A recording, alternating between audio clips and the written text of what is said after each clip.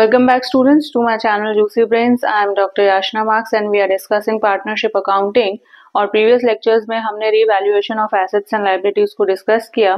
Now in today's lecture हम उस पर कुछ questions को discuss करेंगे so that this topic will be more clear to you. So there were two cases, conditions wherein the partners want to record the revised values of assets and liabilities in their books and when they do not want to record. So both the cases we will discuss और इसके हम दोनों questions को discuss कर लेंगे. So the question will be on your screen. Question number 1, it says P Q and R in partnership sharing profits and losses in the ratio 5:4:3 and उनकी balance sheet दी है आपको 31 मार्च 2003. यानी कि at the end of the year की balance sheet दी है. Old profit sharing ratio दिया है 5:4:3. Now in the balance sheet creditors, outstanding expenses, reserve, capital accounts दिए हैं and on the asset side cash at bank, debtors, stock, furniture, plant and machinery is given. Clear? It was decided that with the effect from 1st April the profit sharing ratio will be 4:3:2. अब question में old profit sharing ratio भी दिया है, new भी दिया है and for this purpose the following revaluation was made. अब revaluation के कुछ adjustments दिए हैं and after that partners agreed that altered values are not to be recorded in the books. यानी कि revised values इन्हें record नहीं करनी books में and they also do not want to distribute the general reserve. Clear? These are the two conditions they have given clearly in the question. You are required to post a single journal entry to give the effect to the above and हमें revised balance sheet भी बनानी है. तो सबसे पहले हम revaluation account को discuss कर लेते हैं. Now this is the condition where the partners do not want to record the revised value of assets and liabilities. अगर वो record करना चाहते तो हमें proper एक revaluation account बनाना होता और उसमें से हमें profit and loss निकल के आता है and then further adjustment हम करते. But ये question में they do not want to record. That means हमें official proper जो revaluation का format है वो नहीं बनाना है. कैसे करना है I have told you, ये हमने discuss किया था. इसमें से प्रॉफिट एंड लॉस निकाल सकते हो. सपोज हमने लॉस की वैल्यू यहाँ लिख दी एंड प्रॉफिट की यहाँ लिख दी. अब रीवैल्यूएशन से जो भी प्रॉफिट लॉस हो रहा है उनकी वैल्यूज को हम स्पेसिफिक जगह पे लिखेंगे and then we can calculate the profit and loss. ठीक है. अब पहला एडजस्टमेंट देख लेते हैं रीवैल्यूएशन का. It says furniture is to be taken at 80% of its value. अब फर्नीचर की अमाउंट थी 60,000. 60,000 का 80% हम निकाल लेते हैं यानी कि 48,000. अब फर्नीचर की वैल्यू डिक्रीज होके 80% हो गई and that is 48,000. In revaluation जब आप प्रॉफिट और लॉस निकालते हो, रीवैल्यूएशन अकाउंट बनाते हो, तो I have always told you you do not mention the original and the final value. कितने से डिफरेंस हो रहा है, कितने से फ्लक्चुएशन हो रहा है, वही हमें रिकॉर्ड करना है. क्लियर? सो 80% तो 48,000 हो गया. इसका डिफरेंस हम निकाल लेते हैं. तो दिस इज 12,000. अब ऑब्वियसली अगर फर्नीचर की वैल्यू 80% डिक्रीज हो रही है दैट मीन्स एसेट्स डिक्रीज हो रहे हैं. एसेट्स डिक्रीज हो रहे हैं तो काइंड ऑफ अ लॉस है. आई टोल्ड यू अगर एसेट्स डिक्रीज हो रहे हैं तो वो लॉस है, वो डेबिट साइड जाएगा. तो ये रीवैल्यूएशन का हो गया डेबिट साइड, ये हो गया हमारा क्रेडिट साइड. तो 12,000 जो फर्नीचर की वैल्यू थी वो है 12,000. You want to write the narration, you can write like loss due to decrease in value of furniture and you can write 12,000. या तो डायरेक्टली इसको ऐसे भी शो कर सकते हो, समझ में आ रहा है तो. Clear? Next adjustment is stock to be appreciated by 20%. अब स्टॉक इंक्रीज हो रहा है दैट मीन्स प्रॉफिट में आएगा. तो सेकेंड हमारी स्टॉक की जो वैल्यू है वो 20% से इंक्रीज हो रही है. सो 3 लाख 20% निकाल लेते हैं दैट मीन्स 60,000. 60,000 से इंक्रीज हो रही है तो ये प्रॉफिट हो गया. क्लियर? थर्ड एडजस्टमेंट देख लेते हैं. प्लांट एंड मशीनरी भी वैल्यूड एट ₹4 लाख. अब प्लांट एंड मशीनरी की फाइनल वैल्यू आपको 4 लाख दी है. क्वेश्चन में प्लांट एंड मशीनरी की वैल्यू थी 4,20,000 यानी कि कहीं ना कहीं डिक्रीज हुआ है. 20,000 से मशीनरी का जो अमाउंट है वो डिक्रीज हुआ है तो obviously it will be debited. So this 20,000 will come on the debit side now fourth is create provision for doubtful debts for 10,000 on debtors. अब डेटर्स की वैल्यू दी है, इस पे 10,000 का प्रोविजन क्रिएट करना। So obviously provision for doubtful debts का create करना है, लाइबिलिटीज इंक्रीज हो रही हैं तो ये डेबिट साइड ही जाएगा, तो 10,000 से हमारी लाइबिलिटीज इंक्रीज हो गई। And the last is outstanding expenses is increased by 3,000. now outstanding expenses भी liability है and it is increased by 3,000, तो liabilities increase होती हैं तो debit ही होता है, तो 3,000 हमने यहाँ लिख दिया। now we can calculate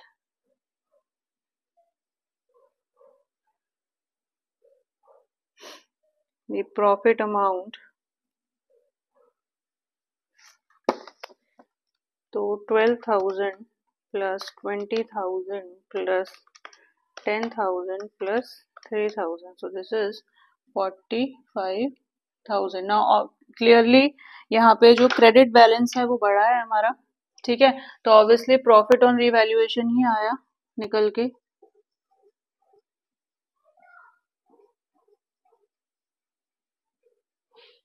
profit on revaluation आया, ये माइनस कर देंगे, सो दिस विल बी 15,000, ठीक है, ये प्रॉफिट हमारा निकल के आ गया। दूसरा एडजस्टमेंट जो क्वेश्चन में दिया है, it says they do not want to distribute the general reserve also, means revised value भी उनको distribute नहीं करनी और general reserve भी नहीं करना, तो general reserve की वैल्यू इसमें ऐड हो जाएगी। जनरल रिजर्व की वैल्यू कितनी है क्वेश्चन में, 75,000, ठीक है। So now you can calculate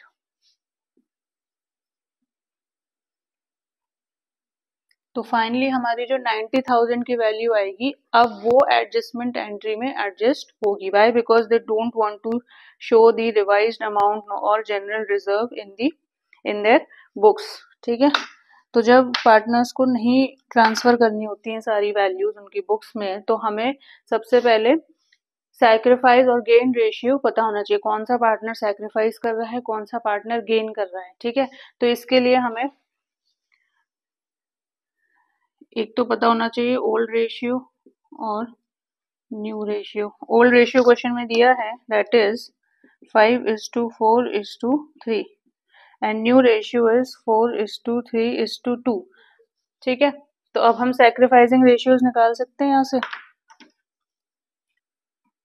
तो पहले हम Q का सैक्रिफाइसिंग रेशियो निकाल लेते हैं, this will B 5/12 minus 4/9,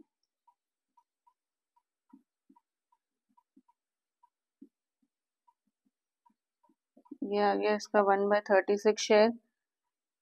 Q का निकाल लेते हैं, 4/12 minus 3/9,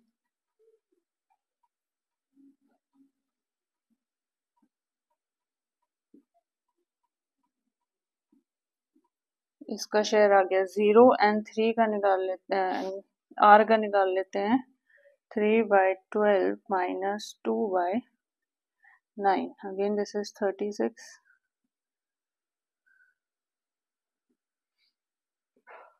so this is 1/36। यहाँ से हमें पता चल गया कौन सा रेशियो, कौन सा पार्टनर गेन कर रहा है, सैक्रिफाइस कर रहा है। Q ना तो कोई पार्ट गेन कर रहा है ना सैक्रिफाइस कर रहा है, ठीक है। P is gaining and R is sacrificing, ठीक है। तो R सैक्रिफाइस कर रहा है, P गेन कर रहा है। वी हैव ऑलरेडी डिस्कस, जो पार्टनर गेन करता है कुछ शेयर उसका अकाउंट हो जाता है डेबिट, क्लियर, और जो पार्टनर सैक्रिफाइस कर रहा है उसका होगा क्रेडिट। तो अब हमारी जो जर्नल एंट्री है वो बनेगी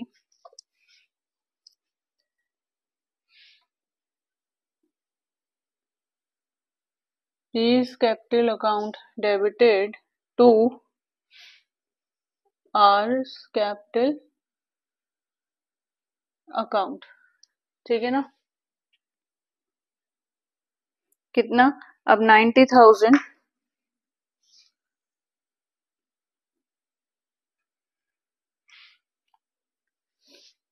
को हम डिस्ट्रीब्यूट करेंगे सैक्रिफाइसिंग रेशियो में।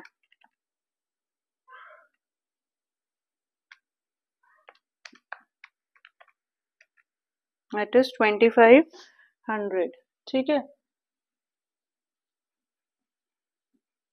सो हमारी एडजस्टमेंट जो जर्नल एंट्री है जो क्वेश्चन में पूछा है हमें, that is P's capital account debited with 2500 to R's capital account debited to R's capital account with 2500। Clear? तो ये वाले एडजस्टमेंट्स यहाँ तक क्लियर हो गए। Okay, we have posted a single journal entry and we have to in the end we have to prepare the revised balance sheet। ठीक है, अब देखो ऐसे क्वेश्चंस में जहां पार्टनर्स को ये वैल्यू ट्रांसफर नहीं करनी, ना रिवाइज वैल्यूज ट्रांसफर करनी है, जनरल रिजर्व भी नहीं करना, तो हमने एक एडजस्टमेंट एंट्री पास कर दी। इस कंडीशन में जो बैलेंस शीट बनेगी ऑब्वियसली वो रिवाइज वैल्यूज पे तो नहीं बनेगी, ये तो क्लियर हो गया। ठीक है, तो सारी जितनी भी अमाउंट बैलेंस शीट में क्वेश्चन में दी हैं, जैसे कैश, तो उसकी वैल्यू एज इट इज आप लिखोगे क्योंकि उसमें कोई चेंज तो आया नहीं, 40,000। Then debtors is 2,10,000। Then stock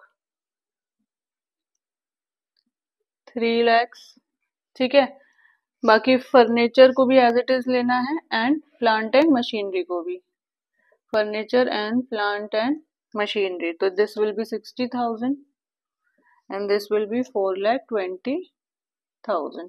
ठीक है, अगर तो रिवाइज्ड वैल्यू को उनको ट्रांसफर करना होता तो ये जितने भी रिवैल्यूएशन में एडजस्टमेंट्स हैं, जैसे स्टॉक इंक्रीज हुआ, डेटर्स डिक्रीज हो गए, क्रेडिटर्स इंक्रीज हो गए, तो अकॉर्डिंगली हमें जो रिवाइज्ड बैलेंस शीट है आखिरी में वो चेंज करनी होती है according to the revised values. Clear?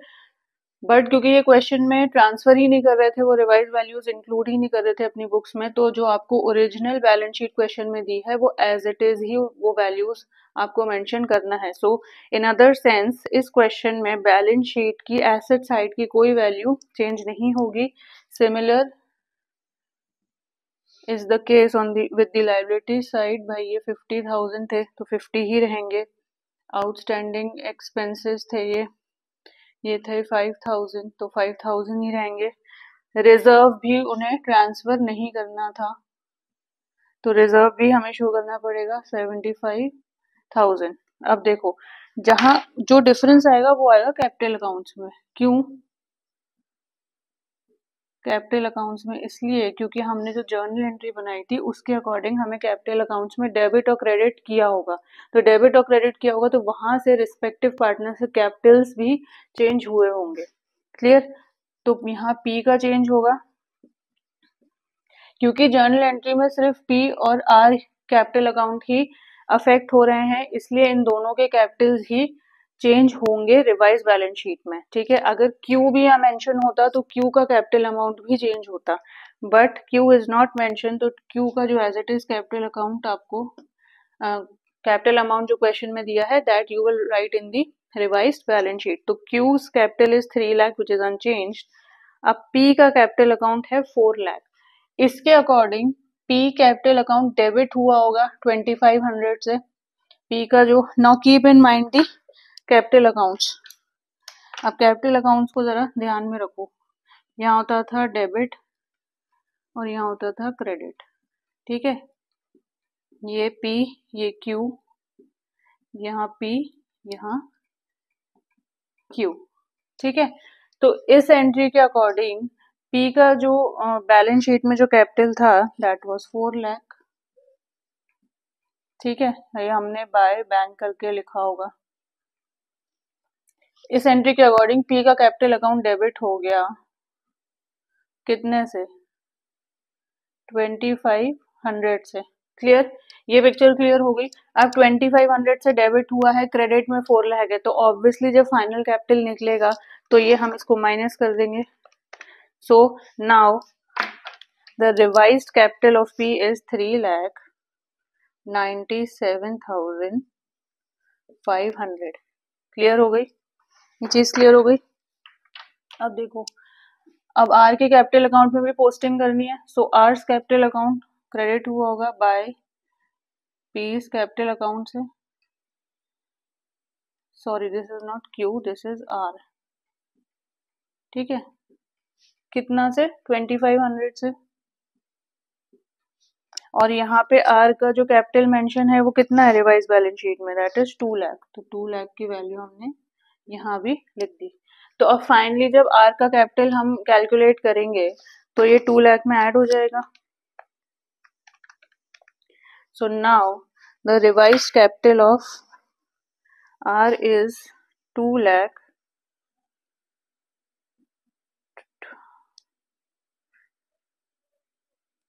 2,02,500। So अब I hope so this capital account is clear. इसको थोड़ा सा एक्सटेंड करना है। नाउ अब जो कैपिटल की अमाउंट है वो निकल के आएगी 3,97,500। देखो अब ये टोटल 9 लाख ही आ रहा है। क्वेश्चन में जो बैलेंस शीट दी है उसमें भी पी क्यू आर का जो टोटल था वो 9 लाख है।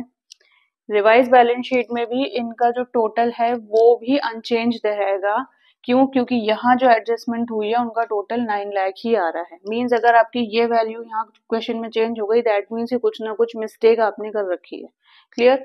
ये करना इंपॉर्टेंट था क्योंकि कैपिटल अकाउंट्स की जर्नल एंट्री बनी है। कैपिटल अकाउंट्स में एडजस्टमेंट तो होगी ही होगी, बट कुछ इस तरीके से होती है कि फाइनल जो कैपिटल आता है पार्टनर्स का वो अनचेंज्ड ही होता है in such questions. Clear?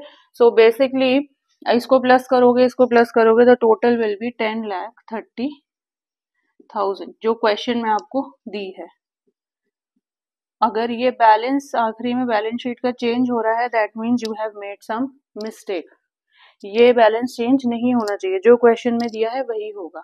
So this is how you will prepare the revised balance sheet in the case where partners do not want to distribute or transfer revised values plus revised values of assets and liabilities plus कोई और चीज दी हो, जैसे इसमें general reserve दिया था, goodwill भी दे सकते हैं। क्लियर? एक्यूमुलेटेड कोई प्रॉफिट है कोई लॉस है वो भी डिस्ट्रीब्यूट नहीं करना हो तो वो इस वैल्यू में ऐड हो जाएगा। ठीक है?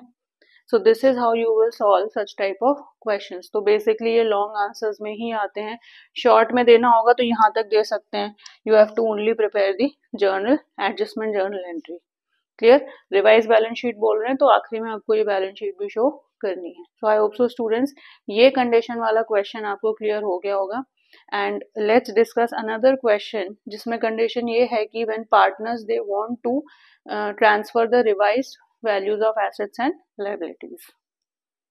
The next question will be on your screen. It says X and Y are partners sharing profits and losses in the ratio 4:3. Now old ratio is given and balance sheet as on 31st December is also given.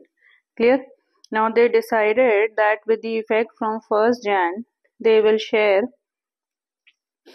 the profits and losses in the ratio 2:1. New profit ratio is also given, and for this purpose they decided that fixed assets are to be depreciated, provision is to be made, stock is to be valued at 1,90,000, an amount of 3,700 in creditors is not likely to be claimed. यानी कि ये अब revaluation के adjustments हैं, ठीक है, जो उन्हें करने हैं। So partners decided to record the revise values in their book. Now इसमें ये कंडीशन चेंज हो गई है।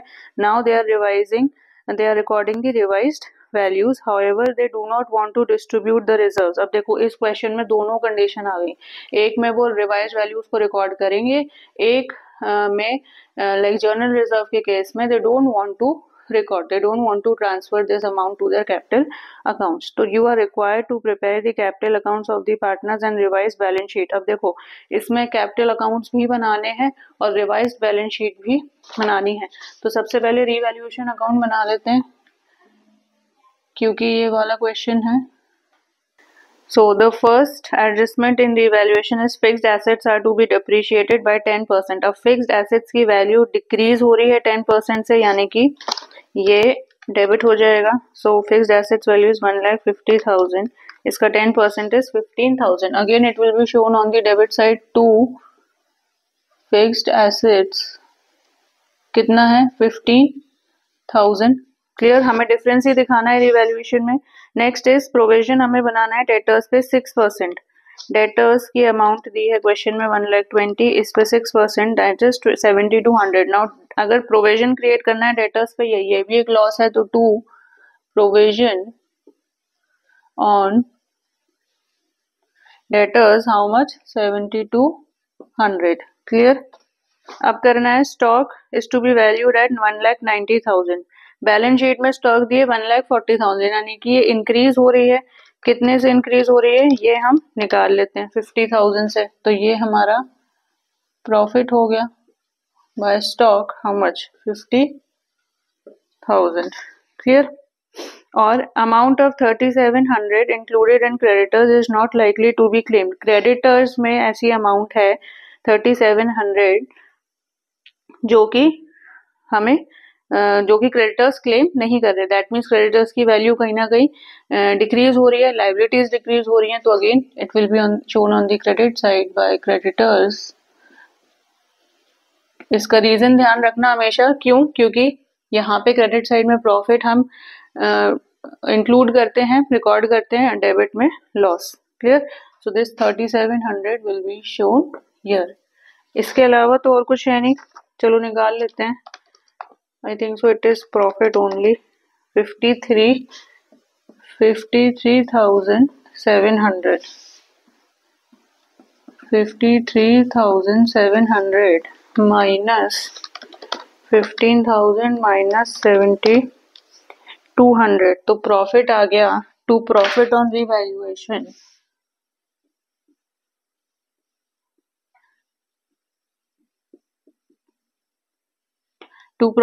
Revaluation transferred to partners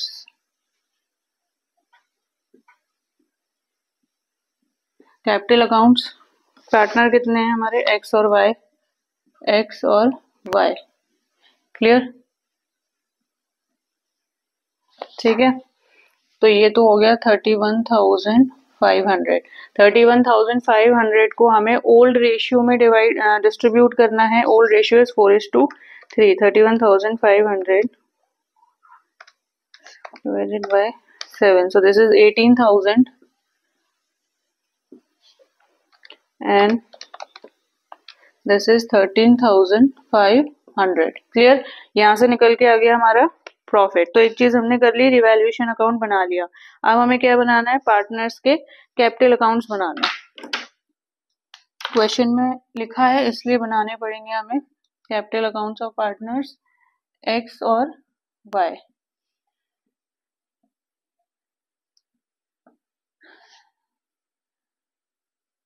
this is X, this is Y, X and Y. सबसे पहले बैलेंस शीट में जो इनके कैपिटल्स दिए हैं वो ट्रांसफर कर लेते हैं by bank account. So this is 2,40,000 and this is 1,20,000। देखो students, capital account, partners capital accounts में जो जो एंट्रीज होती हैं वो आपको ध्यान में होनी चाहिए कि स्पेसिफिकली हमें क्या क्या चीज मेंशन इनके अकाउंट्स में करनी है। अगर ये क्लियर है तो question will be much easy. ठीक है, तो यहाँ पे हमने कैपिटल्स को ट्रांसफर कर लिया। यहाँ से हम रिवैल्यूएशन का प्रॉफिट भी ट्रांसफर कर लेते हैं by profit on revaluation account. Loss होता तो डेबिट साइड आता। This is 18,000 and this is 13,500। ठीक है, यहाँ तक तो सारी चीजें एज इट इज हमने जैसे क्वेश्चन में दिया है वो कर लिया। एक कंडीशन आपको दी है कि जनरल रिजर्व को डिस्ट्रीब्यूट नहीं करना मांगते। When they do not want to transfer the general reserve to their capital accounts, तो क्या होगा, एक एडजस्टमेंट जर्नल एंट्री पास होगी। उसके लिए I have told you have to calculate the sacrificing ratio. Sacrificing ratio में हमें जनरल रिजर्व का ट्रीटमेंट करना है एंड द अमाउंट इज 42,000। और तो कुछ करना नहीं है, तो अब हम सैक्रिफाइसिंग रेशियो निकाल लेंगे किसका, एक्स का। ओल्ड रेशियो कितना था, 4/7 माइनस 2/3।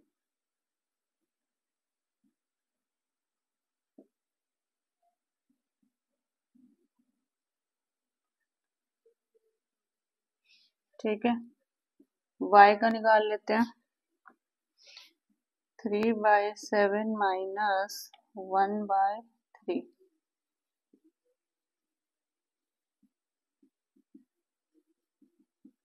This is also 2/21। अब हमें यहाँ से पता चल गया कौन सा पार्टनर सैक्रिफाइस कर रहा है, कौन सा पार्टनर गेन कर रहा है। तो ये गेन कर रहा है, y x गेन कर रहा है एंड y सैक्रिफाइस कर रहा है।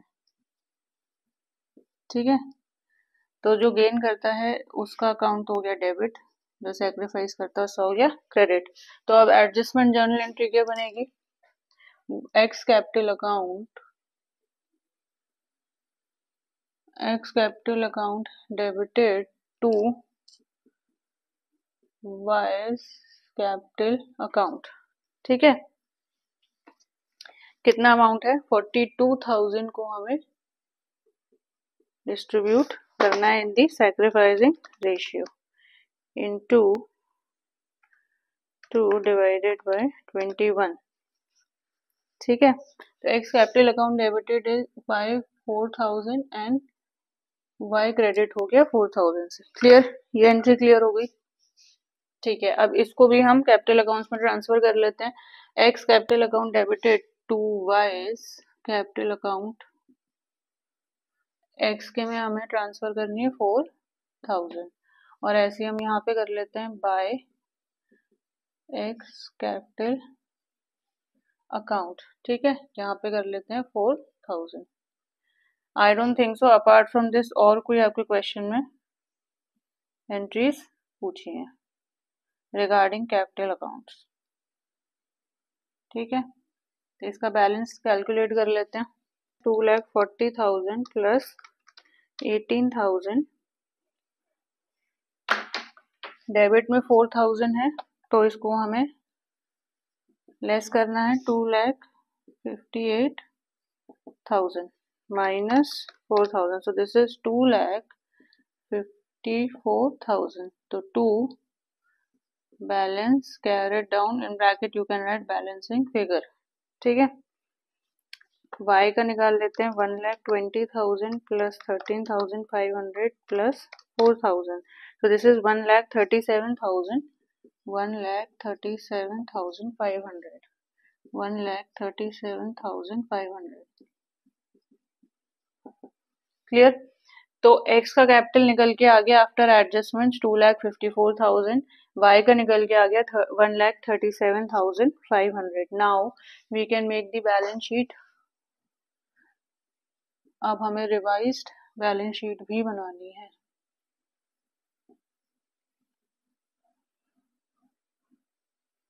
Clear, now they are recording the revised values of assets and liabilities. तो जो रिवैल्यूएशन के एडजस्टमेंट्स हैं अब वो रिवाइज्ड बैलेंस शीट में भी हमें दिखाने हैं। Clear, so the amounts will change. Cash में कोई एडजस्टमेंट नहीं है तो इट विल बी 20,000। डेटर्स, देखो डेटर्स में एक एडजस्टमेंट हो रहा था, प्रोविजन क्रिएट करना था, तो debtors is 1,20,000 and less provision for doubtful debts how much, 7,200। ये माइनस ही होता है बैलेंस शीट में, तो इसको हमें माइनस करके दिखाना है। This is 1,12,800। क्लियर, स्टॉक की वैल्यू है, now stock was increasing, stock is to be valued at 1,90,000, तो डायरेक्ट हम इसकी जो लास्ट वैल्यू ओरिजिनल वैल्यू वो दिखाएंगे, changed value. And so fixed assets की वैल्यू थी क्वेश्चन में 1,50,000 और इस पे डेप्रिसिएशन 10,000 का लग रहा था। We have calculated 15,000, so the final value will be 1,35,000। इसमें आप फिक्स्ड एसेट्स लेस डेप्रिसिएशन करके भी शो कर सकते हो, one and the same thing. ठीक है, तो एसेट साइड हमने कर लिया चेंजेस। लायबिलिटी साइड आ जाओ। क्रेडिटर्स हमारे डिक्रीज हो रहे थे 3,700 से, so this was 28,000 minus 3,700, 24,300। Clear. Reserve को हमें डिस्ट्रीब्यूट नहीं करना है, तो रिजर्व की वैल्यू एज इट इज दिखाएंगे। अगर रिजर्व को भी डिस्ट्रीब्यूट कर देते तो यहाँ पे रिजर्व की वैल्यू शो नहीं करते। क्लियर। नाउ कैपिटल अकाउंट्स, अब जो हमारे रिवाइज कैपिटल्स आए हैं वो शो करेंगे, एक्स एंड वाई। एक्स का कैपिटल निकल के आ गया 2,54,000 और वाई का कैपिटल निकल के आ गया 1,37,500। सो 1,37,500 प्लस 2,54,000 इज 3,91,500। क्लियर। अब इसको बैलेंस कर लेते हैं। अगर सब चीजें हमने सही करी हैं तो total of balance sheet will tally 3,91,500 plus 42,000 plus 24,300। Clear. So liabilities का बैलेंस आ गया 4,57,800, 4,57,800 और एसेट साइड का आ गया 20,000 प्लस 1,12,800 प्लस 1,90,000 प्लस 1,35,000। सो 4,57,800। तो हमारी रिवाइज बैलेंस शीट टैली होगी। That means all the entire question is correct and all the adjustments we have done correctly. Clear. तो इस क्वेश्चन में देखो दो कंडीशंस थी। This was a very nice question. इस क्वेश्चन में दो कंडीशंस हैं, एक में रिवाइज्ड वैल्यूज को ट्रांसफर करना है, फिर कैपिटल अकाउंट्स बनाना है, और जनरल रिजर्व को ट्रांसफर नहीं करना है। In that condition in the end you have to prepare the revised balance sheet also. तो मैंने आपको दोनों कंडीशंस एक्सप्लेन कर दी कि रिवाइज बैलेंस शीट दोनों कंडीशंस में किस तरीके से हम ड्रॉ करते हैं। क्लियर। और कैपिटल अकाउंट स्पेसिफिकली यहाँ क्वेश्चन में पूछा है, नहीं पूछते तो आप रफ कॉलम में कैपिटल्स का एडजस्टमेंट हमें दिखाना पड़ता। मींस ये जो हमने कैलकुलेशन की है यहाँ पे, ये फेयर वर्क नहीं होता, ये आपका रफ पार्ट होता और यहाँ पे फाइनल रिवाइज बैलेंस शीट में फाइनल कैपिटल अकाउंट्स को शो करते हैं। सो आई होप सो स्टूडेंट्स आपको रीवैल्यूएशन का कंसेप्ट अच्छे से आ गया होगा। This is a very important concept in this chapter and further ये रीवैल्यूएशन अब हर पार्ट में चलेगा। जब किसी नए पार्टनर का एडमिशन होता है, किसी पुराने पार्टनर को रिटायर करते हैं, डेथ होती है, या पार्टनरशिप फर्म ही इंसॉल्वेंट हो गया, डिसोल्यूशन ऑफ पार्टनरशिप फर्म के केस में, तो ये सारी जो चीजें हैं, पार्टनर्स का कैपिटल अकाउंट है, रीवैल्यूएशन है, ये और पार्ट्स में भी हम डिस्कस करेंगे। सो आई होप सो ये दो क्वेश्चंस आपको क्लियर हो गए होंगे and in the upcoming lectures we will start with the new topic of partnership firms, that is admission of new partner. So in the next lecture. So students, अगर आपको मेरा ये लेक्चर पसंद आया हो तो प्लीज़ इसे लाइक करें, इसे शेयर करें and do subscribe to my channel. See you in the next lecture.